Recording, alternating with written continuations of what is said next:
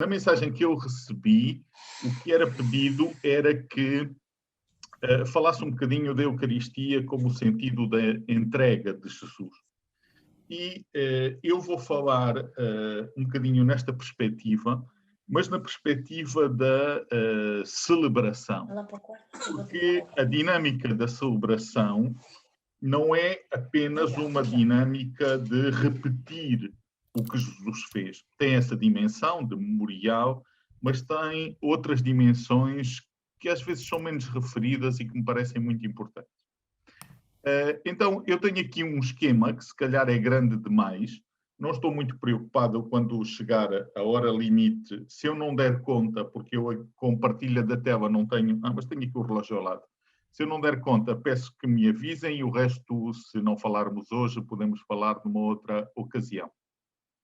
Mas a minha ideia era partir um bocadinho do sentido da Eucaristia e depois como que percorrer a própria celebração para nos ajudar a entender como o que celebramos é o dom de Jesus que nos é feito cada vez que celebramos, mas é também celebrar o dom que queremos ser para Deus e para os outros. Então, o ponto de partida é, e pode até parecer um pouco estranho a algumas pessoas, o princípio do capítulo 12 da Epístola aos Romanos, porque não fala diretamente da Eucaristia, mas eu acho que dá o enquadramento para aquilo que celebramos. Depois gostaria de vincar um bocadinho esta ideia do que significa celebrar. E depois, ao fim e ao cabo, se reparam, é percorrer o esquema da celebração. Começa com a introdução, a escuta e a fala, a mesa, a comunhão e a missão. Ao fim e ao cabo, isto é a estrutura da Eucaristia. Então, comecemos por esta passagem do princípio do capítulo 12 da Epístola aos Romanos. Eu não sei se alguma das pessoas, para não estar sempre eu a falar, poderia ler-nos esta passagem.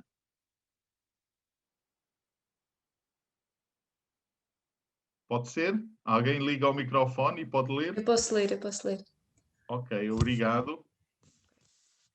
Rogo-vos, pois, irmãs, pela misericórdia de Deus, que vos ofereceis a vós mesmas, como sacrifício vivo, santo e agradável a Deus. Seja este vosso culto espiritual. Não vos conformeis com este mundo, mas transformai-vos pela renovação da vossa mentalidade, para que possais discernir qual é a vontade de Deus, o que é bom, o que lhe agrada e o que é perfeito. Porque pela graça que me foi dada, digo a cada um dentre vós que não pense de si mesmo além do que convém. Antes pense com moderação, segundo a medida da fé que Deus concedeu a cada uma.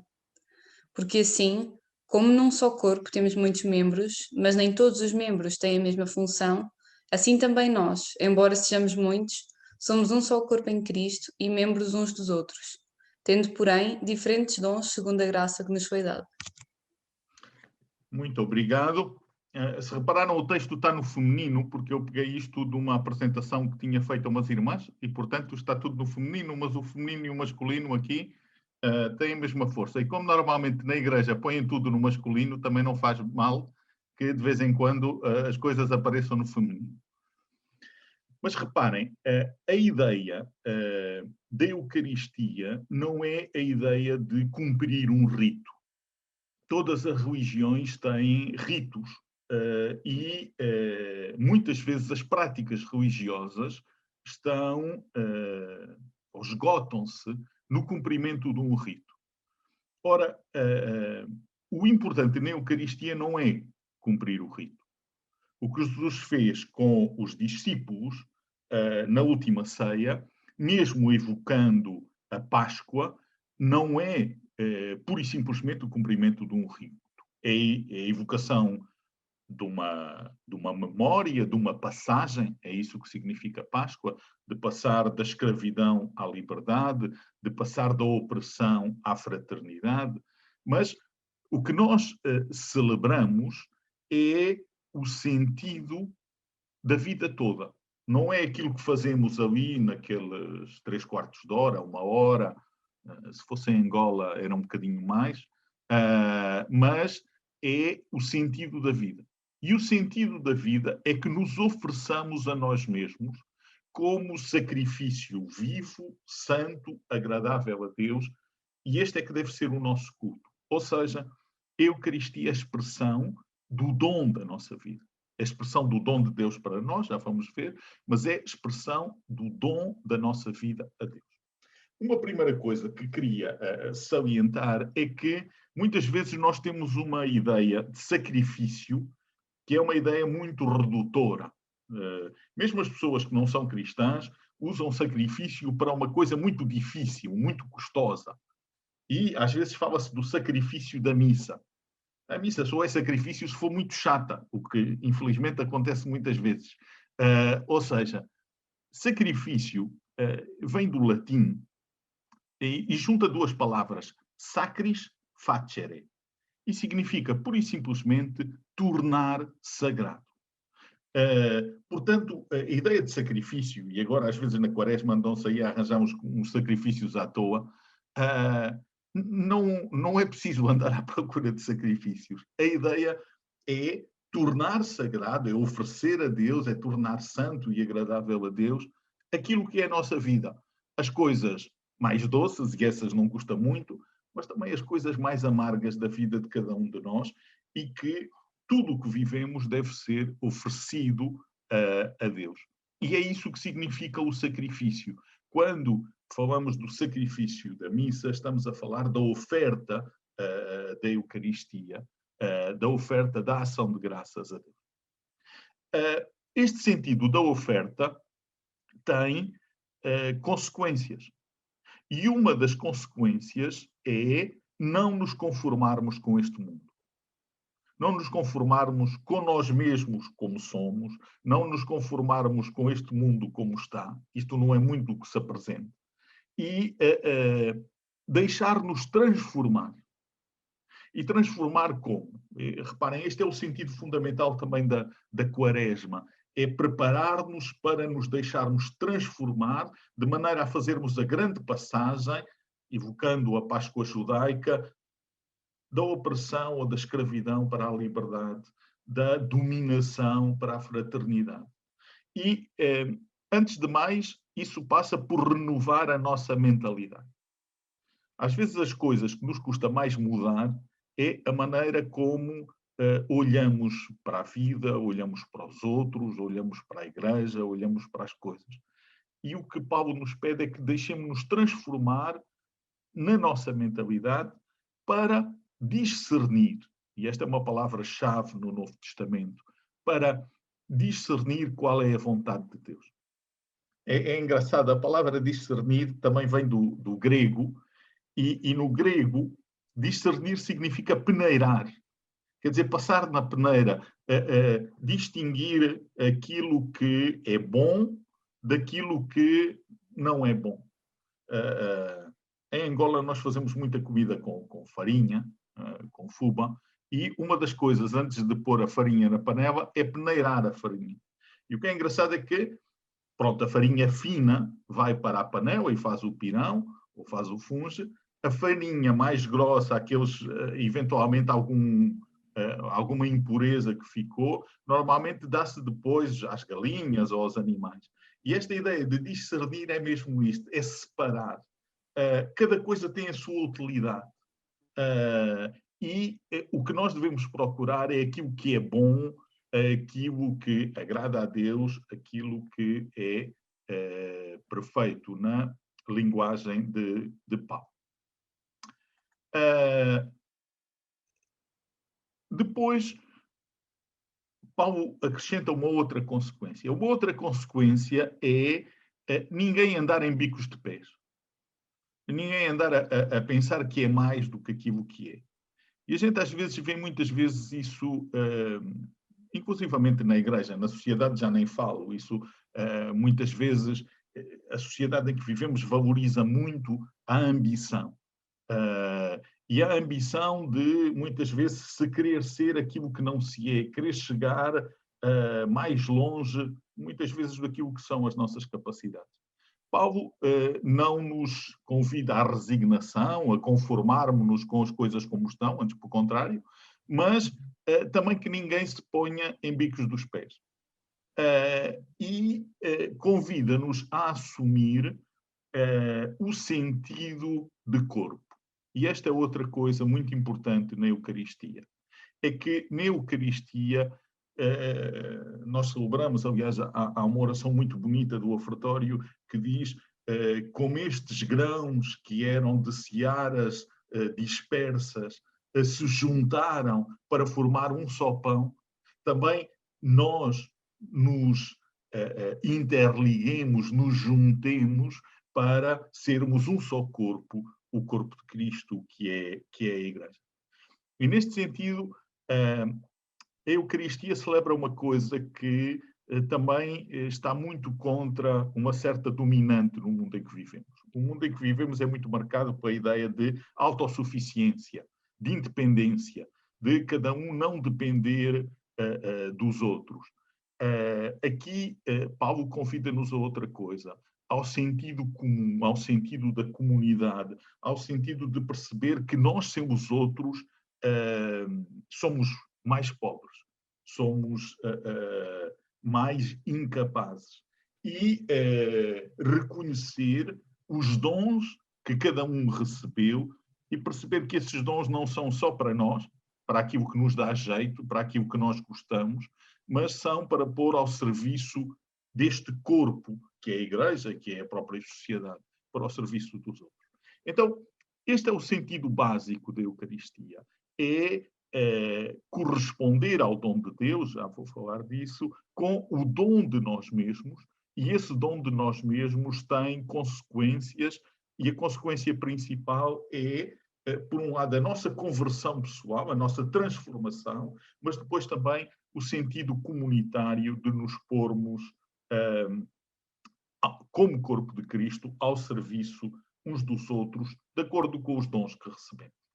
Então, é para isto que nós celebramos a Eucaristia. É para alimentar esta necessidade de transformação e esta necessidade de vencer a nossa autossuficiência, o nosso sentido de independência, não para nos tornarmos dependentes de uma maneira infantil, mas para nos colocarmos ao serviço uns dos outros, de acordo com os dons que recebemos. Então, insistia um bocadinho nesta ideia de que, quando celebramos a Eucaristia, celebramos. E a palavra, muitas vezes as pessoas dizem fui à missa, está muito esta coisa da missa. Há uma base para isso, que até vem do latim, mas normalmente o que nós fazemos não é ir à missa, é celebrar a Eucaristia. E apesar de tudo, mesmo na maneira como dizemos as palavras, celebrar a Eucaristia tem uma dinâmica diferente de ir à missa. E, portanto, queria pôr muito este foco na ideia de celebração.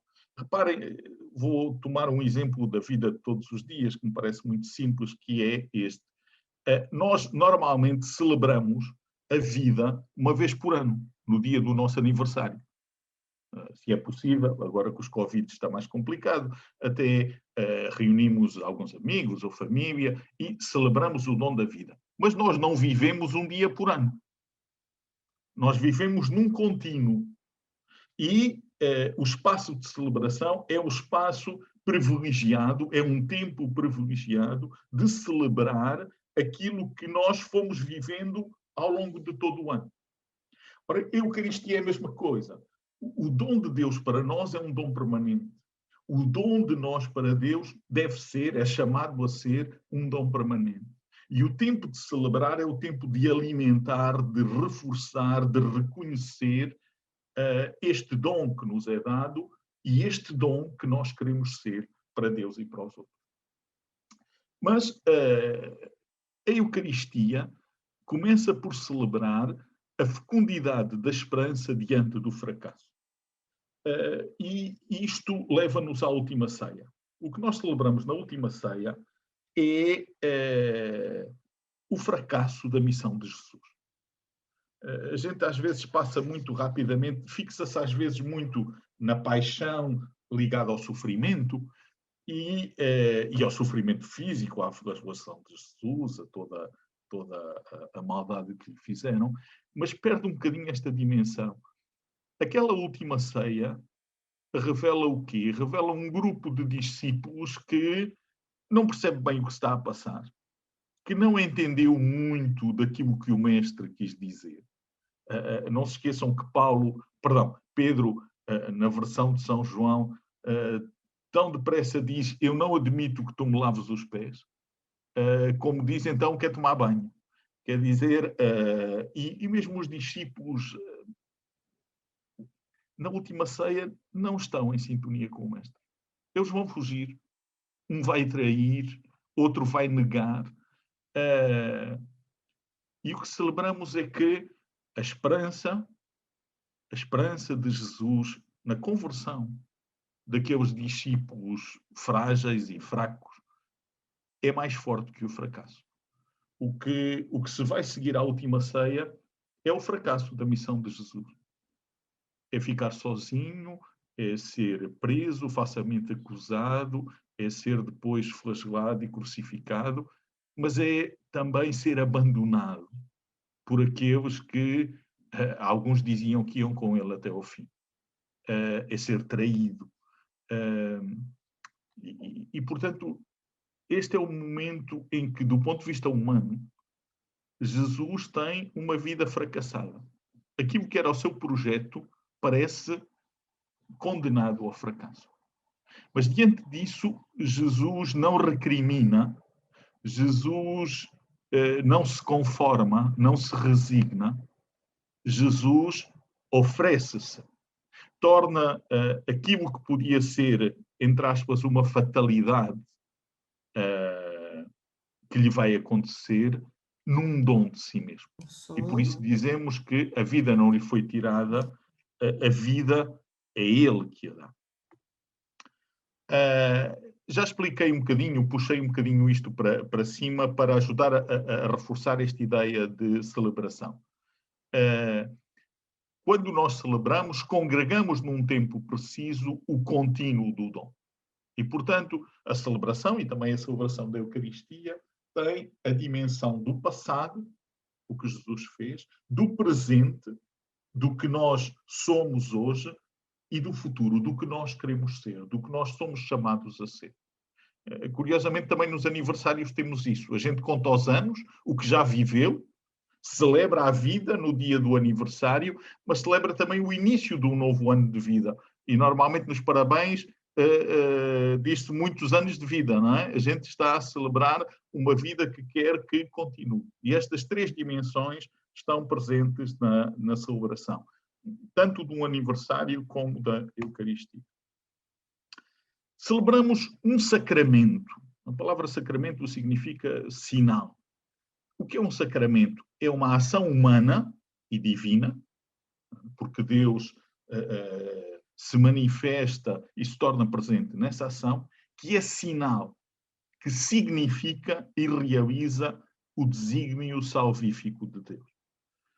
E o que celebramos na Eucaristia é isto mesmo, que Deus se nos deu em Jesus e que Deus continua a dar-se em cada Eucaristia. Que Deus continua a dar-se na nossa vida. Que Deus continua a oferecer-se em alimento pela sua palavra, pelo seu Filho Jesus, que comungamos no seu corpo e sangue. Celebrar é também dar a primazia à lógica simbólica e não ao ritual, que tantas vezes alimenta a preguiça e não o dom. O que é que eu quero dizer com isto?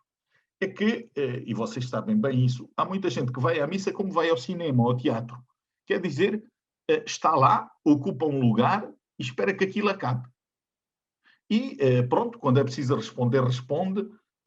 E uma das coisas que me faz impressão é, em muitos sítios onde celebro aqui, até porque, graças a Deus, em Angola é um bocado diferente, é a maneira como as pessoas respondem à missa. Parece que estão zangadas. E depois respondem tudo a correr. Ainda não começou, já está a acabar.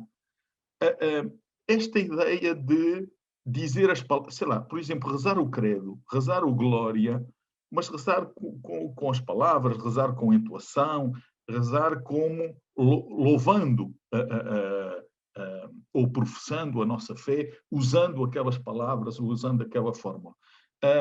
Muitas vezes o que está isto o que interessa é cumprir o ritual. E é isso que eu chamo a preguiça, quer dizer, o dom exige que nós investamos em alguma coisa. Vocês imaginem, e vejam até numa lógica de vida familiar. Uma família onde as pessoas não investem na vida familiar, às vezes por preguiça, torna-se uma administração da casa enquanto durar, mas se calhar não dura muito.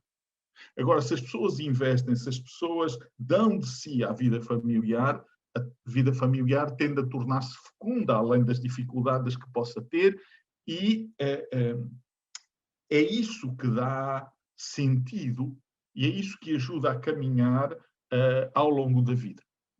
Ora, aqui temos a mesma coisa. O que importa não é o ritual, o que importa é acentuar, é acolher, é reconhecer o dom de Deus que nos é feito e o dom que nós somos chamados a ser para Deus e para os outros. E isto entra numa lógica simbólica. Hoje, às vezes tem-se a ideia que a lógica simbólica é uma lógica falsa, que não é verdadeira. Isso não é verdade. A lógica simbólica é uma outra maneira de expressar aquilo que às vezes é tão profundo que não sabemos expressar de outra maneira.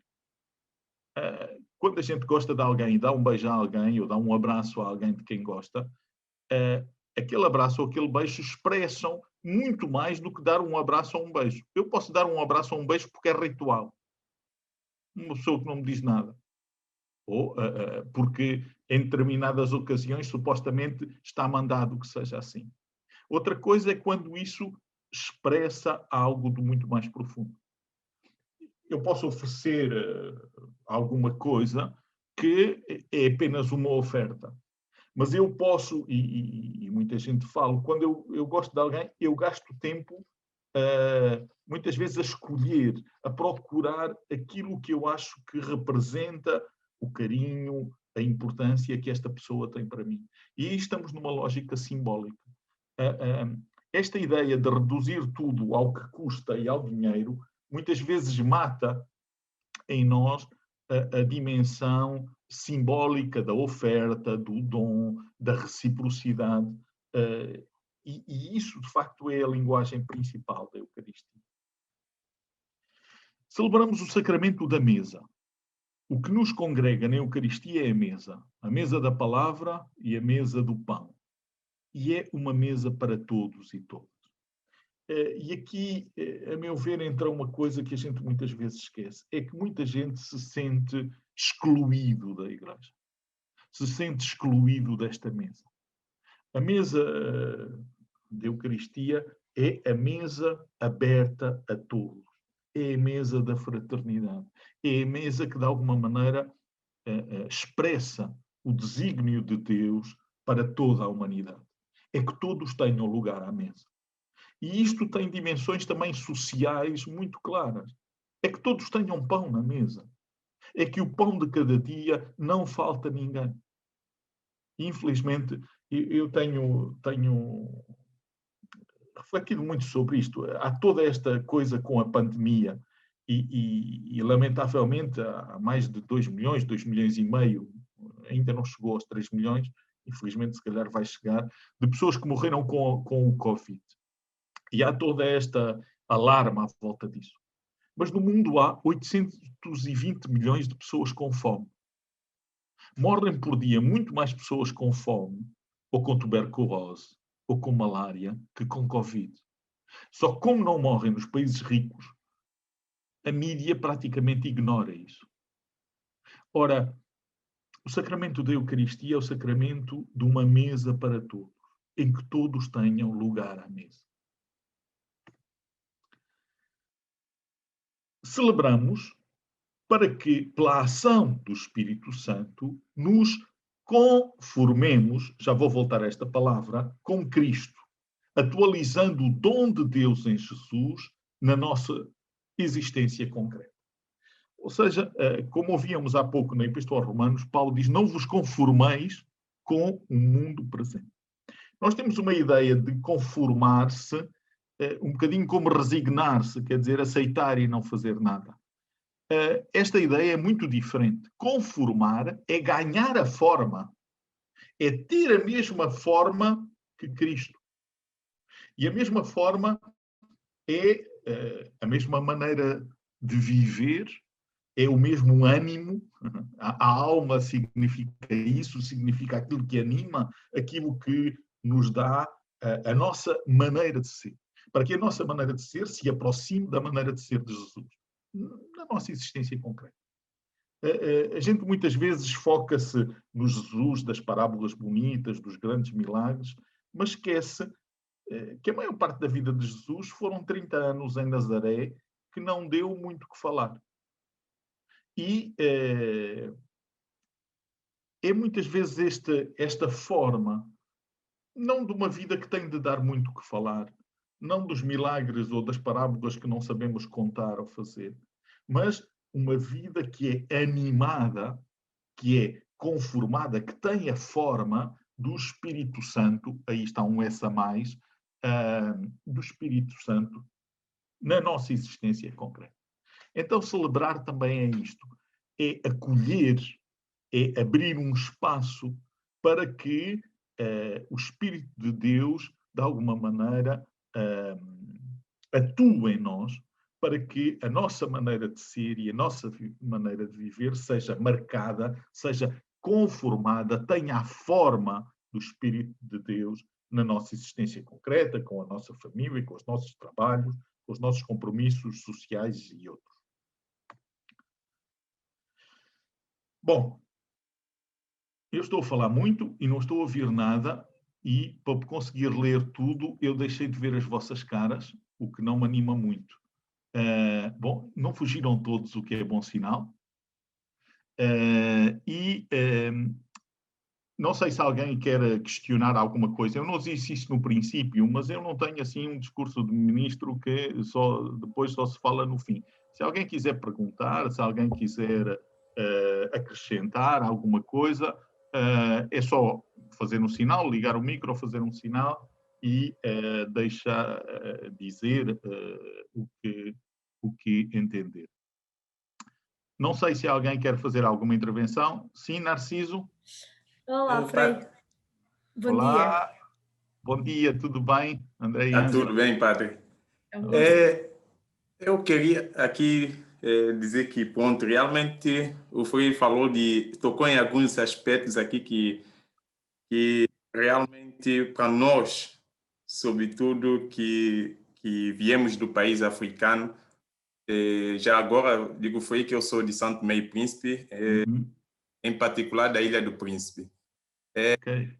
Do qual percebi logo inicialmente na sua explanação que realmente é alguém que já conviveu com os povos africanos, onde transforma realmente esse conceito de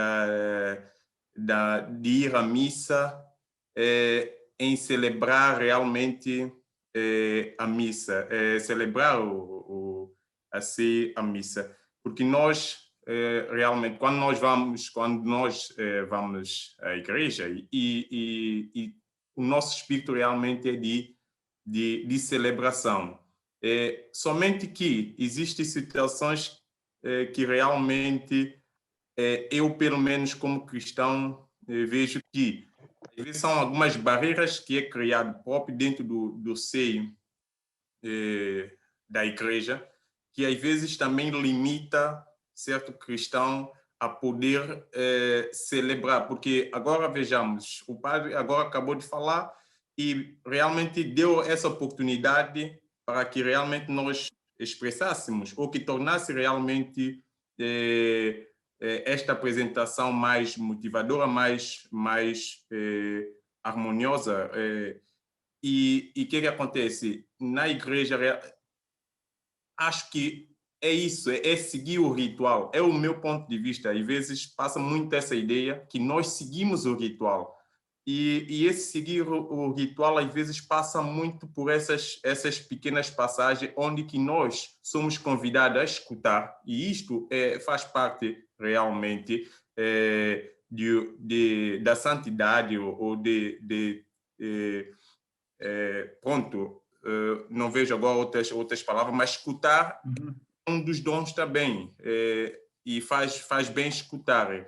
Mas, às vezes, nós temos essa dificuldade que é de nós não podemos ter uma celebração de partilha, onde que existe situações que o padre fala e permite que tenha o espaço que realmente haja essa introdução, haja essa ligação entre os fiéis. Eu sinto essa falta, eu sinto que realmente falta isso da parte da Igreja Católica. E a outra questão ainda que o padre falou aqui sobre a mesa de todos. E nós, os jovens, às vezes, sobretudo os povos africanos, digo eu, porque vêm de lá, e nós temos essa dificuldade porque nós, às vezes, somos formatados. Somos formatados por algumas pessoas ou alguns padres que a forma como eles levam a mensagem, às vezes a mensagem, e para quem é cristão e que quer seguir, então ela tem que obrigatoriamente cumprir com isso. Se não cumprir, olha, meu amigo, esquece. Então, para dizer o quê? Que a mesa é de todos, sim, senhor, e todos nós somos convidados, mas nós somos, às vezes, interpelados com algumas situações que pronto, somos jovens. E o fato de nós sermos jovens, e a irmã Alzira já até tivemos um momento, já conversou conosco, mas essa mensagem às vezes não chega a todos. Mas lá nós somos muitas das vezes formatados que se é jovem, se tu estás mais ou menos, fizeste os sacramentos todos que a igreja pede, lá está o ritual quase, cumpre com esse sacramento e falta o tal sacramento de matrimônio. E o que acontece? O fato de nós convivemos com uma jovem, namoramos, e pronto, e já ter aquela questão que é de relação, leva-nos a ser impedidos da mesa. Nós somos impedidos. E eu, por exemplo, o fato de ter uma filha eu tenho uma filha, e o fato de ter uma filha fora da comunhão, fora do matrimônio, não sou casado, é uma razão para ser impedido. Não posso pertencer a essa mesa. São coisas, às vezes, que eu acho que é a forma como é passada a mensagem que dificulta realmente algumas pessoas participar ou celebrar realmente a Eucaristia. Isto é só um apanhado assim do geral. Olha, só uma nota em relação ao que dizias. O facto de teres uma filha não é impedimento para aceder à mesa. Agora, o que é pedido é que quem comunga, esteja mesmo em comunhão com a maneira de ser e de viver de Jesus. E, mais uma vez, o que interessa não é o passado. Essa menina nasceu, ainda bem que nasceu, agora é cuidá-la e ajudá-la a crescer e ajudá-la a crescer na fé. O que conta não é o teu passado, o que conta é o teu presente. É a maneira como tu vives agora. Em relação às asneiras que tu fizeste, ou que eu fiz, ou que qualquer um fez no passado, nós podemos pedir perdão e celebrar o sacramento da reconciliação. Agora, a ideia de quando se diz que uma mesa é para todos, não significa, e bom, temos um exemplo até na última ceia, que é um exemplo extremo, não quero fazer um paralelo, mas Judas não se sentou à mesa com os outros, não é? Porquê? Porque há uma contradição entre a maneira como se vive e o dom de si mesmo. É possível ter uma namorada e viver à maneira cristã, vamos dizer assim. Não é fácil. Como dizia Paulo, e comecei por aí, não nos conformemos com o mundo presente, neste sentido de que se a gente vai na onda de fazer o que toda a gente faz, então aí também a novidade cristã muitas vezes desaparece, fica obscurecida, fica até desfigurada. Faço-me entender? Então, ajudar a perceber que a mesa continua aberta a todos. Depois, outra coisa, eu vou dizê-lo mais à frente, mas que adianto já, uma frase do Papa Francisco que eu acho que é muito importante, é que a Eucaristia não é o prémio dos perfeitos, é o alimento dos pecadores. E, portanto, ver a Eucaristia neste sentido do meu esforço, apoiado na graça de Deus e na força de Deus, de que a minha maneira de ser e a minha maneira de viver se vá tornando cada vez mais a maneira de ser e a maneira de viver de Jesus. Então, não é só dizer, bom, eu vou comungar porque tenho acesso à mesa para tudo ficar na mesma. Então, assim não vale a pena. Há todo um sentido de transformação permanente. De transformação permanente. E isso é para todos, não é? Tanto para os que vão comungar como para os que não vão. Agora, a mesa está aberta a todos, neste sentido. Agora, se calhar nem todos estão em condições de se aproximar da mesa e então aí cada um tem de ver o que é que o impede de dar esse passo. Mais alguma questão ou algum comentário queiram fazer ou podemos continuar um bocadinho?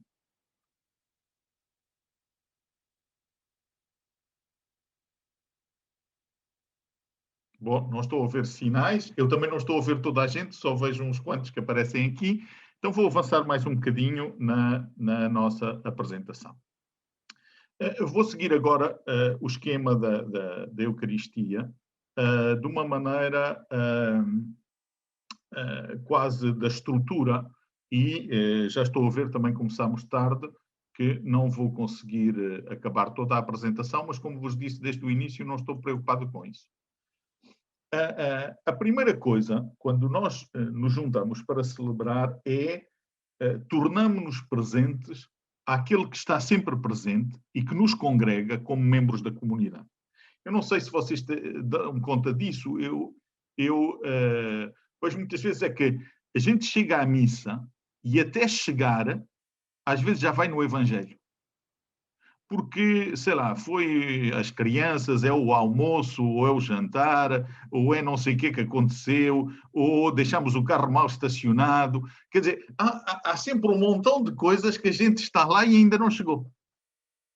Há uma coisa que eu gosto muito, que se conta de quando os espanhóis, no século XVI, invadiram a América, a que chamamos hoje América Latina, que levaram carregadores nativos naquela busca desenfreada pelo ouro e pela prata. E os carregadores acho que andaram 2 ou 3 dias e ao fim sentaram-se e recusaram-se a andar mais. E lá com os tradutores, os espanhóis disseram, mas como é? Temos de ir, nós temos não sei quantos dias para chegar não sei aonde. E eles disseram, não. Então, mas não andam porquê? Não, as nossas almas ainda não chegaram, ficaram lá para trás, estamos a andar muito rápido. Ou seja, esta ideia de que a gente às vezes anda numa corrida enorme e chega aos sítios e não está lá. E a primeira coisa é chegar e tornarmos-nos presentes a Deus. Deus está sempre presente. A gente às vezes é que foi dar uma volta. E mesmo na missa isso acontece-nos muito, creio eu. Eu falo a partir da minha experiência, cada um saberá de si, que é estar sem estar.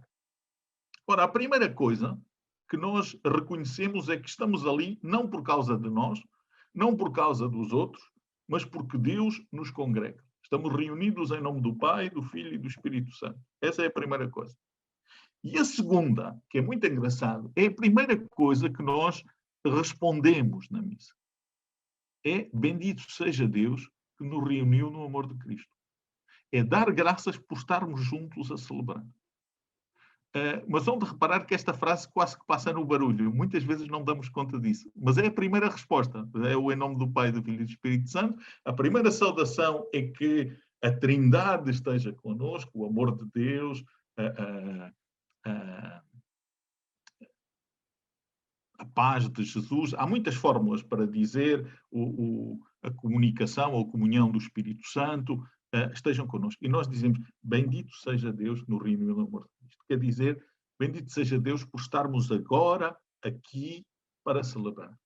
E esse é um primeiro ponto que queria chamar a atenção, é tornarmos-nos presentes. Um segundo ponto é o autoconhecimento. Na vida espiritual, se forem ler os místicos, sei lá, Santa Catarina de Sena, na nossa tradição dominicana, dá muita importância a isto, a importância do autoconhecimento. Reconhecermos, ao fim e ao cabo, a sedução de vivermos para nós mesmos e a fragilidade de que somos feitos.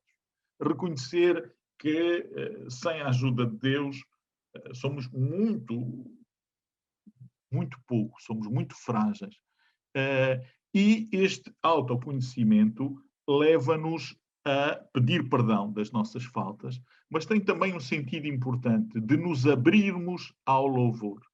Não é um autoconhecimento, não é um pedir perdão que nos prende numa culpabilidade de ficarmos desgraçadamente pecadores para sempre.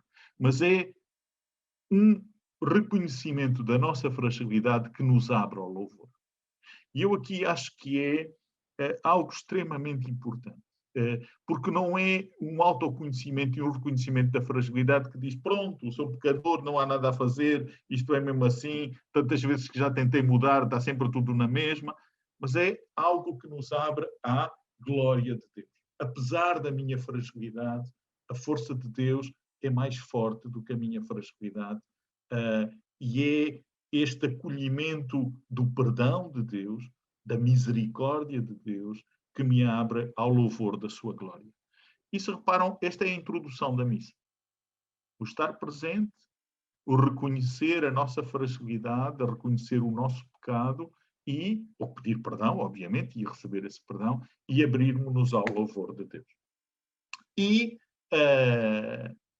confiamo-nos, é isto que significa depois, normalmente, a coleta, confiamo-nos à benevolência de Deus. Se repararem, a primeira oração da missa, que se chama coleta, não é o ofertório, não é o peditório, mas a primeira oração da missa que se faz a seguir ao Glória chama-se coleta. E o que nós fazemos é, ao fim e ao cabo, louvar a Deus e pedir alguma coisa, sim, muito concreta, mas alguma coisa que vem do bem que Deus nos quer. E este é um sentido que me parece muito interessante também na Eucaristia, é confiarmos-nos ao bem que Deus nos quer. Porque às vezes nós pedimos a Deus, já vou falar disso, muitas coisas, principalmente quando estamos à rasca, mas muitas vezes falta-nos esta dimensão de tomarmos consciência do quanto Deus nos quer, ao bem querer, à benevolência de Deus, ao que Deus nos quer oferecer. E depois segue-se a liturgia da palavra. O Narciso dizia há bocado, e com razão, que muitas vezes os padres falam, e eu sou dos que falo muito, e depois não há espaço para mais ninguém falar. E, de facto, ter a oportunidade de ter uma Eucaristia em que há partilha da palavra, eu acho que faz muito bem a todos. Mas também reconheço que, se fosse assim em todas as Eucaristias, nunca mais acabava, não é? Se assim às vezes já demora muito, se toda a gente toma a palavra, nunca mais saímos dali, não é? Então, eu acho que é preciso equilibrar um bocadinho as coisas. Agora é preciso perceber estas duas dimensões. Uma comunidade que escuta e uma comunidade que fala. Eu não estou a falar de pessoas, estou a falar de comunidade. E a exigência que isto tem. Uma comunidade que escuta. Exercitarmos a escuta. Eu imagino, eu gosto muitas vezes, quando prego, de fazer perguntas sobre as leituras. Seja às crianças, seja aos adultos. E às vezes é impressionante. A gente diz, ao fim, palavra do Senhor, graças a Deus. Mas, se perguntarem o que é que ouvimos, não ouvimos nada. Entrou numa orelha, saiu na outra. Como se diz, entrou a 100, saiu a 1000. E nada. A escuta é um exercício. Vocês vejam, mesmo com outras pessoas, mesmo quando se está numa conversa, ou num debate, ou numa discussão, a dificuldade, a gente vê isso mesmo na televisão e vê muitas vezes na nossa vida, também depende da personalidade das pessoas, mas ainda o outro não acabou, já a pessoa está a interromper para dar o seu ponto de vista. Eu não estou interessado em ouvir, eu estou interessado em marcar o meu ponto de vista. Muitas vezes a preocupação não é perceber, não é entender, é ter razão. Eu quero ter razão, mesmo que não tenha. E às vezes vê-se numa discussão as pessoas mais teimosas que continuam a defender um ponto de vista que, na argumentação, a gente já viu que tem pouco sustento. Mas permanece, mas continua. Ora, a Eucaristia é educativa também deste ponto de vista.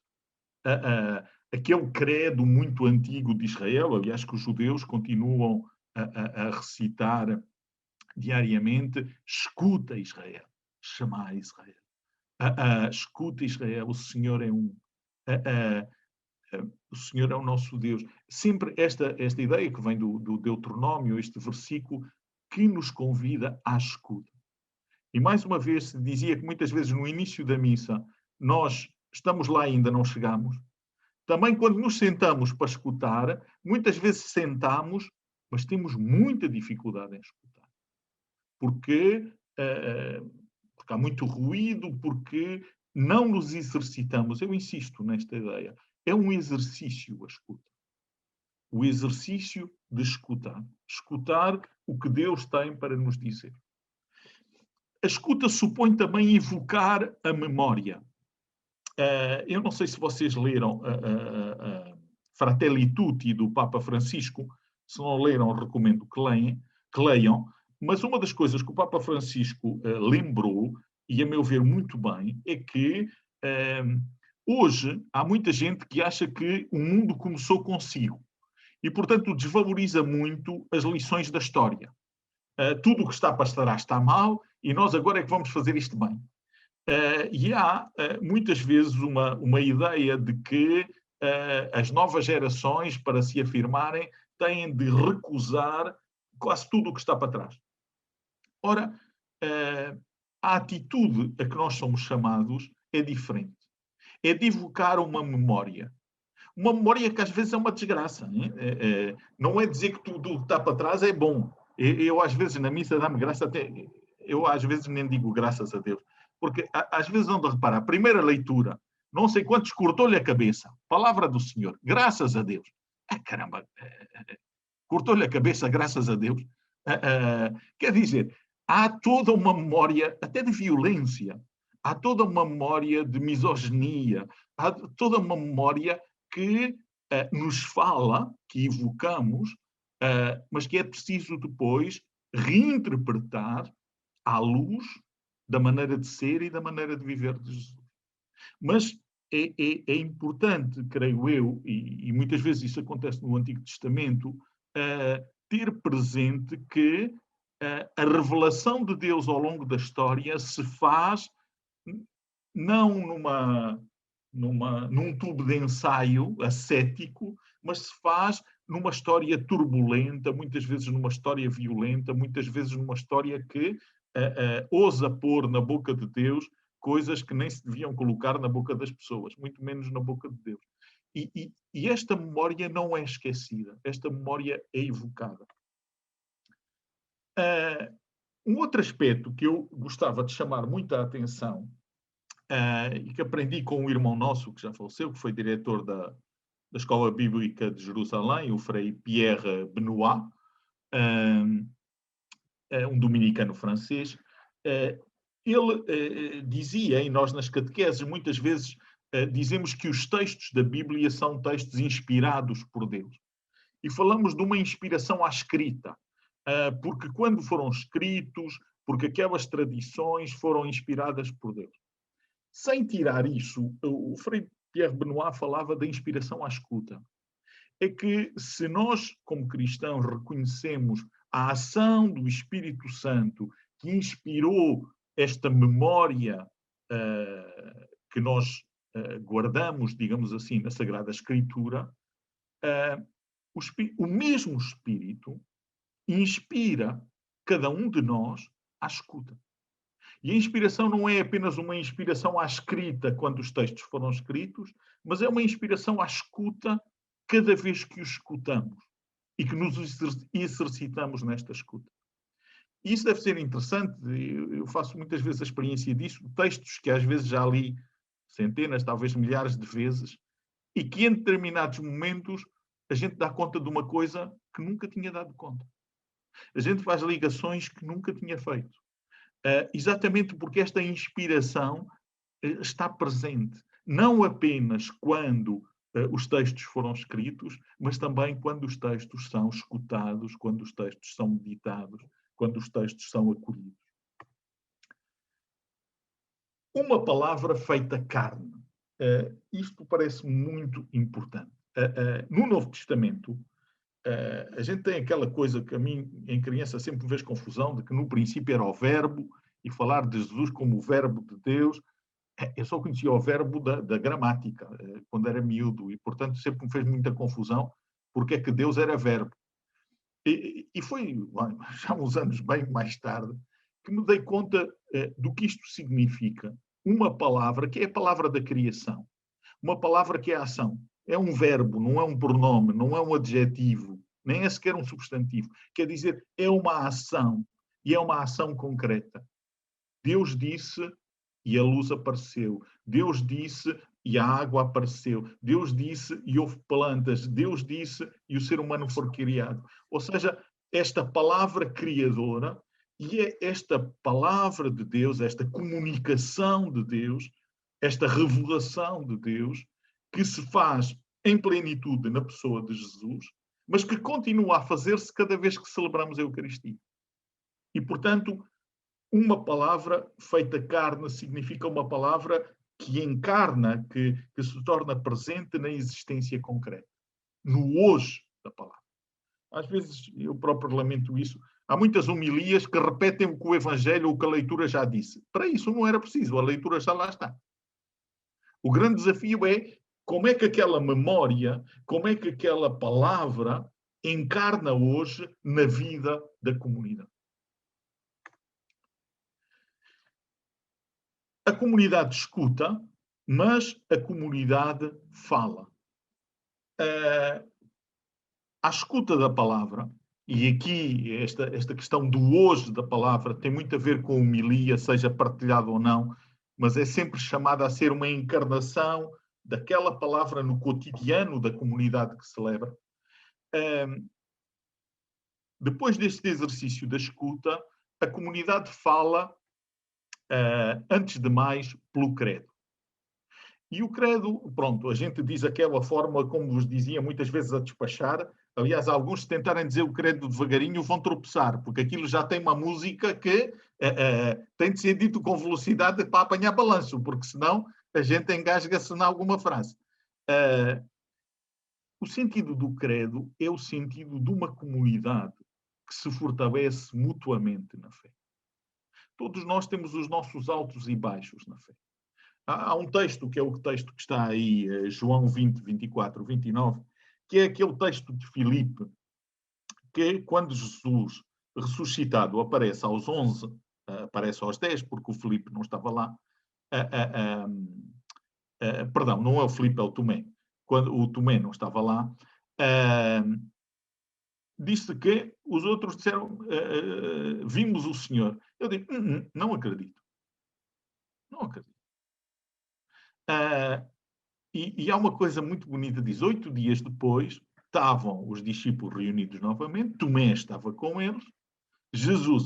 e Tomé disse, eu se não meter o dedo lá no buraco, não vou acreditar. E 8 dias depois, estava Tomé e os discípulos, e os outros discípulos, Jesus faz-se ver, e diz a Tomé, então anda cá, põe cá a mão. E Tomé não vai. E Tomé não põe. Mas Tomé acredita. Ou seja, para mim é muito significativo isto, de que muitas vezes a nossa fé é sustentada pela fé da comunidade. Tomé com os 11 acredita. Mesmo sem pôr o dedo. Tomé sozinho não é capaz de acreditar. E nós temos muito esta ideia, que muita gente diz, eu cá tenho a minha fé, eu cá me entendo, eu até acredito em Deus, mas com a igreja não quero nada. Ora, a igreja é uma comunidade que nos fortalece na fé, que nos sustenta, que nos dá solidez na fé. E esta maneira de recitarmos em conjunto o credo é uma forma de nos apoiarmos mutuamente nesta fé que professamos. Uma comunidade que partilha, se nós não partilhamos a homilia, pelo menos devíamos partilhar sempre a oração dos fiéis. Uma comunidade que partilha e confia a Deus e aos outros o que estás no coração. E aqui também temos muitas vezes a ideia que já referi do ritual, do pronto a servir. Ou seja, faz-se muitas vezes a mesma oração dos fiéis numa comunidade rural e numa comunidade urbana. Às vezes, se haja Covid, que não haja Covid, a oração dos fiéis é igual. Há umas coisas até meio anacrónicas. Em Angola, por exemplo, o ano letivo começa em fevereiro e vai até dezembro. Mas quando chega ali a meio de setembro, na oração dos fiéis, pede-se para as crianças que começam a escola. Porque como os livros litúrgicos foram feitos para os vários países de língua portuguesa, o que é que acontece? Como em Portugal, em São Tomé não sei como é que é, mas como em Portugal as aulas começam em setembro, é nessa altura que se reza para as crianças que começam a escola. Em Angola não faz sentido nenhum rezar por as crianças que começam a escola nessa altura. Fazia sentido rezar em fevereiro. Mas em fevereiro, como não está no livro, quase ninguém reza. Ou seja, as orações que estão no ritual devem nos ajudar e inspirar também a adaptá-las eventualmente. Elas, a meu ver, têm a vantagem de estar normalmente muito bem ligadas às leituras que nós escutamos. E isso, a meu ver, faz todo o sentido. A escuta e a fala têm de estar articuladas. Mas, eu quase diria, em todas as celebrações devia haver uma ou duas preces que não são do livro, que eventualmente até se podem acrescentar, mas que expressam a vida da comunidade. Só que isso dá trabalho. Isso supõe que haja uma comissão de liturgia e que supõe que a gente... Mesmo quando isso não acontece, supõe que cada um de nós, no seu coração, tenha esse momento para apresentar essas preces. Às vezes há coisas que até podem ser mais pessoais, mas que nós queremos apresentar ao Senhor. Então, esse é o momento em que se faz a oração dos fiéis. E a oração dos fiéis tem este sentido. Por um lado, de partilha, partilharmos as nossas necessidades. Por outro lado, confiar o que nos preocupa e o que desejamos. Os nossos desejos também são muito importantes para nos levar a Deus. Confiá-lo a Deus e confiá-lo aos outros. Voltamos à ideia de corpo que falávamos lá atrás. Não é só uma coisa de que eu rezo ao meu Deus e isto fica resolvido entre nós. Não, é algo em que eu partilho com a comunidade aquilo que me preocupa.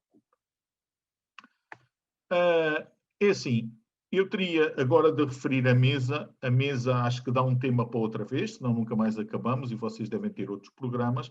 Eu ia só falar do fim, porque me parece que isto é muito importante e ainda para mais vocês estão do VTS. Ou seja, saltei uma parte muito importante, que é a parte da mesa, e agora a parte da missão. Reparem, a Eucaristia termina com esta ideia: ide, que o Senhor vos precede e vos acompanha. Eu acho que esta ideia é muito bonita. Sei que não é esta a fórmula canónica, normalmente diz: ide em paz e o Senhor vos acompanha. Mas esta ideia de que Jesus nos precede. O Evangelho de São Mateus termina com esta ideia. Vai dizer aos meus irmãos que sigam para a Galileia, lá me vereis. A Galileia não é a Judeia, a Galileia é a Galileia das nações. Era onde havia mais mistura de povos. Para os judeus até era uma zona suspeita. Mas é esse o lugar onde Jesus se faz presente. A gente às vezes tem a ideia de que levamos Jesus, sei lá, para os nossos trabalhos profissionais, para a nossa vida social. Ele já lá está. Muitas vezes nós apenas o tornamos presente. apenas levamos, entre aspas, a notícia de que Ele já lá está. É Ele que nos precede na nossa missão e é Ele que nos acompanha. Eu acho que, e eu que vivi mais de 20 anos como missionário em Angola, tenho muito esta ideia de que não somos nós, não são os missionários que levam Deus. Ele já lá está há muito tempo. Nós às vezes levamos a notícia e partilhamos a graça de poder descobrir como maravilhosamente Deus se faz presente na diversidade dos povos, das culturas e das maneiras de viver. Segundo, e agora retomando aquilo com que começamos, ide e oferecei-vos a vós mesmos. A missa não acaba. A missa não acaba. A celebração acaba, mas a Eucaristia não acaba. A missão faz parte da Eucaristia. Aquilo que vivemos fora da Eucaristia faz parte da Eucaristia. Porque o que nós celebramos é a vida toda. E é uma vida que queremos que seja dom. Eu não o disse há bocado porque saltei. O grande milagre da Eucaristia não é converter o pão e o vinho no corpo e no sangue de Jesus. O grande milagre da Eucaristia é converter a nossa vida numa vida à maneira de Jesus. E é por isso que nos alimentamos do seu corpo e do seu sangue. Para que esse corpo e esse sangue se tornem realidade em nós e a nossa vida seja o testemunho dessa presença, dessa maneira de ser e dessa maneira de viver. Outro aspecto, ide para que todos tenham lugar à mesa. Toda a questão da fraternidade, toda a questão de que todos tenham pão, toda a questão de que haja pão para todos. E toda a questão também de que as barreiras que impedem as pessoas de aceder à mesa da Eucaristia possam ser removidas. Muitas vezes são as imagens de Deus, são atitudes de padres ou de catequistas, são muitas coisas que não deviam existir, mas existem. Eu gosto muito daquele texto do Evangelho em que querem levar um paralítico a Jesus e as pessoas que o ouvem estão todas à frente da porta. Eu acho que às vezes é uma imagem da igreja. Nós que dizemos que ouvimos Jesus, ficamos todos à frente da porta e não deixamos passagem para quem precisava de passar. Só que o que é bonito do texto é que se não dá para a porta, vai para o teto. Não tem problema. Às vezes falta-nos isto. Esta criatividade, esta coisa de dizer, epá, vamos dar a volta ao assunto, pronto, não dá para ir para a porta, vamos arranjar um buraco no teto. Mas as pessoas não podem ficar longe deste acesso. Vamos procurar outra maneira. Ide para que todos tenham voz e pão, e eu agora tenho de fechar isto aqui, senão não consigo ler, e vinho. Esta ideia que me parece muito importante também da Eucaristia. O pão é símbolo do sustento, da comida. Mas o vinho é símbolo da festa e da alegria.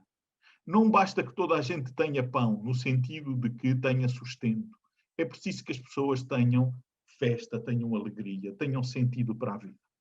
E esta dinâmica, que é o que celebramos na Eucaristia. Ter voz, ter pão, ter vinho. Ter palavra, contar, poder dizer o que se pensa, ser livre nessa expressão, ter sustento, ter alegria. Essa é a nossa missão. É que o mundo tenha voz, tenha pão e tenha alegria.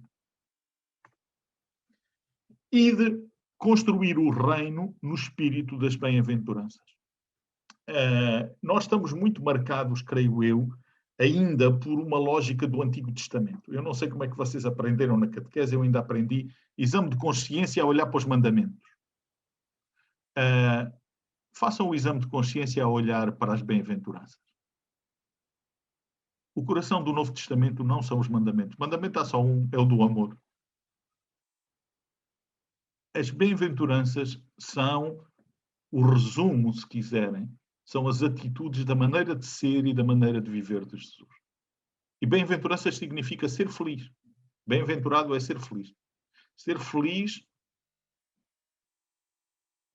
porque se é pobre em espírito, quer dizer, não se tem ganância, não se quer tudo para si. Que cada um tenha o que precisa, o essencial, que tenha pão, que tenha educação, que tenha saúde, Não é preciso mais que isso. Viver. Que cada um saiba chorar diante da miséria do mundo em que vivemos. Felizes os que choram, os que não têm um coração de pedra, aqueles que são sensíveis à dor dos outros.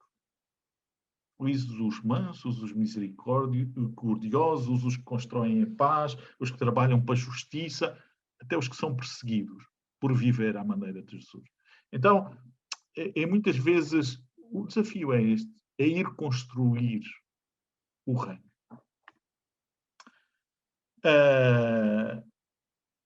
Bom, isto aqui não vou falar agora, porque isto era sobre o sino da Amazónia, e eu terminaria por aqui. Obrigado pela atenção. Tal como disse há bocadinho, se houver alguma pergunta, estejam à vontade para fazer, algum comentário, estejam à vontade para fazer. A parte sobre a mesa, por razões de tempo, eu acho que ficará para uma outra ocasião, quando julgarem oportuno.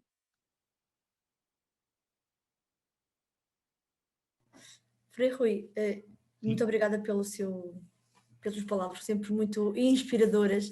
Eu tenho aqui uma dúvida, que é um bocadinho mais técnica, mas que me faz algum...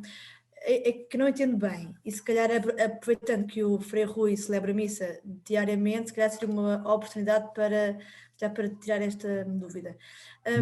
Quando nós vamos a uma igreja e ao sacrário, nós acreditamos que Cristo está lá dentro nas hóstias consagradas, certo? Sim. Pois, quando, durante a Eucaristia, o sacerdote ou o diácono vão retirar essas hóstias e eles levam para a mesa do altar, onde faz todo a consagração, e depois de dar a comunhão, volta a pôr as hóstias no sacrário. Eu gostava de saber se, e depois já sempre as pessoas levantam-se, há um momento de silêncio, que não há, quando vão buscar ao sacrário antes. O que eu queria saber era se aquelas hóstias consagradas estão sempre consagradas antes das Eucaristias, ou se há um momento em que entre o início da Eucaristia e da consagração, elas deixam de estar consagradas. Não sei se me faço entender. Sim, acho que entendi. É assim, de facto, esta questão de ter as hóstias no sacrário é uma prática antiga que tinha basicamente duas finalidades. Uma é ter uma reserva para os doentes. E, portanto, ter uma reserva de hóstias consagradas para, por exemplo, pessoas que recebam a Santa Unção e queiram comungar, para levar aos doentes, portanto, ter uma reserva eucarística. E outra é para a adoração pessoal, ou eventualmente comunitária, mas comunitária normalmente à exposição do Santíssimo. Ou seja, quando o Santíssimo está no sacrário, e muitas igrejas tinham, e a meu ver muito bem, o Santíssimo numa capela lateral. Depois começou a haver a moda de pôr o Santíssimo atrás do altar, na nave principal. Mas não, e de facto chamava-se mesmo a reserva eucarística, era uma reserva. Depois, em relação a essa questão, nunca se vai buscar o cibório ao sacrário, as hóstias ao sacrário, antes da consagração. Exatamente por isso. As hóstias, quando estão consagradas, nunca deixam de estar consagradas. O que se vai fazer é o seguinte, as hóstias que estão sobre o altar não estão consagradas e são consagradas. Termina a consagração, termina a oração eucarística, reza-se o Pai Nosso, reza-se o embolismo, e é na altura, reza-se a oração da paz, e é na altura da paz, antes do Cordeiro de Deus, que se vai buscar as hóstias consagradas. E aí o que é que acontece? Normalmente é para aumentar o número daquelas que já foram consagradas. E as que sobram no fim da Eucaristia voltam para o sacrário. Faço-me entender? Às vezes, isso também posso dizer, principalmente se há reserva eucarística, depende, que já está há muito tempo no sacrário, então até se distribuem primeiro as que são mais antigas e faz-se a nova reserva com as que foram consagradas há menos tempo. Faço-me entender? Mas nunca há desconsagração. A consagração não tem prazo de validade. Não acaba. E quando se vai buscar, é sempre depois da consagração. Sempre por causa desta lógica, exatamente, de que a reserva eucarística é usada para distribuir aos fiéis na Eucaristia, se for preciso, e às vezes isso acontece, por exemplo, na gestão das paróquias e tudo mais, quando há muita reserva eucarística, consagram-se poucas hóstias em relação ao número de pessoas e muitas vezes é a forma de distribuir mais. Pode haver uma Eucaristia em que não há reserva eucarística e, portanto, todas as hóstias que se consagram se distribuem aos fiéis, no caso do número ser justo, ou se sobrar, depois leva-se a reserva para o sacrário. Obrigada. Ficou esclarecido? Sim, obrigada. De nada. Mais alguma questão que alguém queira colocar? Ou comentários, não têm de ser perguntas que me sejam dirigidas necessariamente?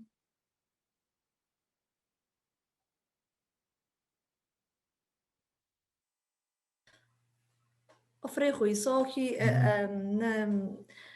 nós vivemos a missa, a Eucaristia um bocadinho, como estava a dizer há bocado, em outros países que há com muito mais euforia e alegria, e eu acho que isso é muito bom, e eu acho que é muito importante aquilo que o Frei disse, que a Eucaristia não é um presente, mas sim é onde nós vamos recolher a nossa força e a nossa energia. Acho que às vezes falta-nos muito, e ontem por acaso André estávamos a comentar isso, falta-nos muito esta capacidade de só estar e receber e participar de uma forma mais ativa, não tanto se calhar ou a ler, mas em estarmos mesmo em união àquilo que está ali a acontecer à nossa frente. E às vezes, eu falo um bocado por mim, não sei se o André também é dessa opinião, eu peço muito a Deus que nos dê a nós todos a consciência de que realmente aquilo está a acontecer de verdade e que Ele está ali e que nós nos sentimos parte desta mesa que é para todos e para nós, especialmente quando nós pecamos, quando nós fugimos mais àquilo que é suposto ir este caminho de grande amor e de felicidade. Portanto, eu acho que tudo aquilo que disse, por acaso, foi muito ao encontro daquilo que deve ser também a nossa vida, e não só neste tempo, mas que realmente que Ele nos ajuda a todos a entender e a viver neste grande amor. E acho que as tuas palavras hoje foram assim... foi a cereja em cima do topo, e nós agradecemos muito a sua disponibilidade e a sua palavra e a sua partilha. Obrigada. De nada, com todo o gosto. Né? Eu queria só partilhar. Há pouco falou-se um bocadinho da rigidez de alguns rituais ou de algumas crenças em África. Eu vivi um ano de missão em Timor-Leste.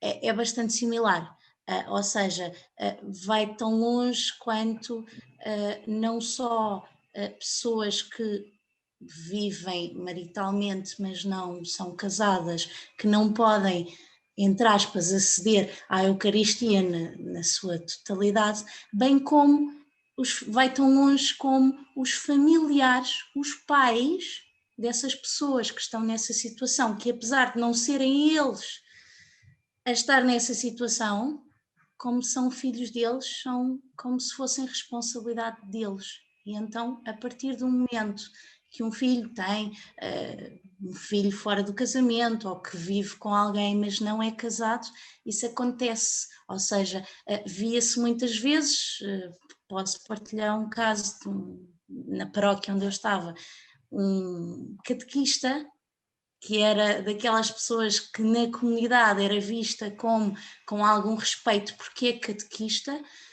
e que tentava viver ao máximo em comunhão com os valores da Igreja.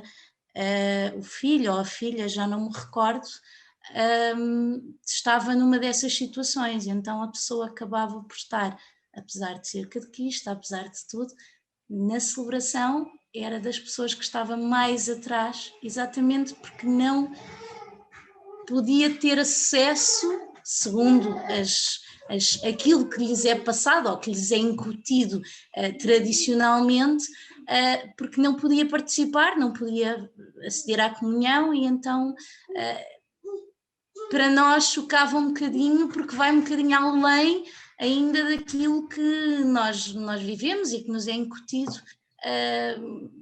pronto, na nossa realidade. E às vezes é um bocadinho triste que as coisas sejam assim tão fechadas. Em alguns locais também tem a ver com o acesso à informação e o acesso, tem a ver com muitas coisas, mas realmente isto acontece, continua a acontecer. Pronto, eu já fui em 2012, mas eu acredito que continua a acontecer. O peso cultural é muito grande nesses locais para que as coisas mudem assim tão rápido. Pronto, só queria partilhar. Obrigada. Obrigado, Ana. Eu acho que isso é anti-evangélico, e eu conheço práticas não exatamente iguais, mas desse tipo, ou seja, coisas que não têm nada a ver com o Evangelho e que culturalmente foram colocadas. O que eu penso que é importante, e é importante distinguir, é, se quisermos, a teologia e as práticas pastorais. E há práticas pastorais, como essa que referiste, que não têm fundamento teológico. E aí, a meu ver, há que fazer um trabalho pastoral, envolvendo os bispos, os missionários e tudo mais, de desmontar essa lógica. Eu tenho alguma experiência disso em Angola. Em Angola, só para partilhar uma coisa completamente absurda, mas imaginem que, quando era para limpar a igreja, só as senhoras casadas é que podiam varrer ao pé do altar. As que não eram casadas tinham de varrer do meio da igreja para trás.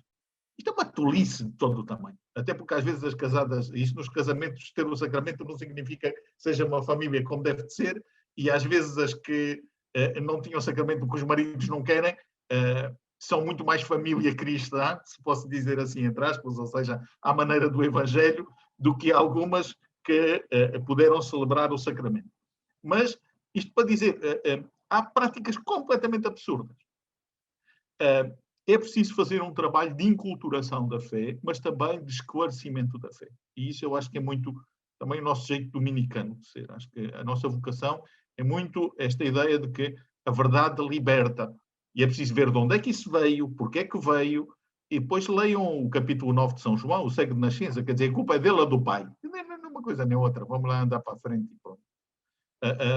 Então, mas isso é muito libertador, quer dizer, este trabalho de inteligência da fé e de ajudar a perceber o que faz sentido e aquilo que às vezes, com o tempo, com práticas que se calhar tinham outras razões, se foram colando e às vezes, como a gente vê Jesus a criticar, tornaram-se mais importantes que o que estava no Antigo Testamento. E aí parece-me claramente um caso desse. Por acaso, vou também dar aqui uma partilha. Aquilo que o Frei Mário acabou de dizer, das senhoras que são casadas poderiam varrer o altar e as que não varrer ao meio da igreja. Acontece isso um pouco ao escotismo. Claro que aqui tem pessoas que já foram escoteiras e não sei se aqui em Portugal é a mesma coisa que em São Tomé e Príncipe. Eu também sou de São Tomé e Príncipe, concretamente São Tomé. E prontos, não sei se isso aconteceu com o Dimitri na época em que ele teve a menina, mas os dirigentes, nesse caso os chefes, que utilizam o lenço e que não são casados e que tenham filha, são convidados a deixar o lenço e muitas das vezes não sei se afastam da associação por conta própria ou se são convidados a afastar da associação. E isso que, em vez de isso ser um exemplo para que os outros veem, bom, principalmente os lubitos mais novos, os jovens, vejam isso como uma forma de que seja um exemplo para que convidar os cristãos a celebrarem o sacramento de matrimónio, torna-se um castigo. torna-se um castigo, por quê? Porque se eu não for casado e ter uma filha, ou pronto, viver com alguém e ter uma filha, eu vou ter que abandonar o escotismo. E apesar de, mesmo que a associação não obrigue as pessoas a abandonarem, mas a pessoa por si ver se, é como o caso a moça que acabou de falar há pouco, que eu já esqueci o nome, é como o caso de eu, por exemplo, sou dirigente, todos me viam como alguém muito respeitado e tudo isso, eu não vou me sentir bem em ir lá, sabendo que eu já não levo lenço porque, pronto, tive uma filha, é mais ou menos isso, e eu acho também, eu não sei, mas eu acho isso também um absurdo, porque as pessoas deveriam transmitir, sim, o exemplo e não transmitir isso como se fosse um castigo. É mais ou menos isso. Sim, estou muito de acordo. A ideia aí tem de ser... É sempre um equilíbrio um pouco difícil. Cada um faz o que lhe dá na cabeça e está sempre tudo bem. Isso também, obviamente, o Evangelho perde o sal, perde o sabor, perde a novidade. Por outro lado, é isso que quer dizer uma lógica de castigo, não é uma lógica de Jesus. Jesus não anda a castigo. A preocupação é sempre integrar. E nestes casos há sempre, pelo menos na realidade angolana, que é a que eu conheço melhor, eu conheço muito melhor a realidade angolana que a portuguesa, por isso, e infelizmente São Tomé não conheço, nem Timor, mas, por exemplo, há muitos abortos. E há aí um risco de hipocrisia enorme, que é, e às vezes, reparem, qual é o problema? O problema não é que nasça a criança. Eu digo sempre, o problema não é a gravidez. O problema é que as pessoas tenham um envolvimento afetivo que não estão dispostas a assumir. E muitas vezes, anos até, antes de nascer a criança, esse já existia. Muitas vezes quem está no escotismo, quem está a cantar no coro, ou quem está a fazer a leitura ao lado, tem o mesmo tipo de vida. E continua tudo, faz de conta que está tudo bem. Ora, o Evangelho é, Deus não olha a aparência, Deus olha o coração. Deus conhece as pessoas. E lá está. Muitas destas práticas têm de ser práticas que eu acho que têm de envolver a comunidade, para depois também não criar vários pesos e várias medidas, mas têm de ser práticas de dizer, mas o que é que Jesus quer? O que é que Jesus nos pede? Como é que lemos o Evangelho? Se Jesus estivesse aqui na nossa comunidade, qual era a atitude dele? Faço-me entender? É sempre esta referência àquilo que é a referência, que é Jesus. E não ao que cada um acha.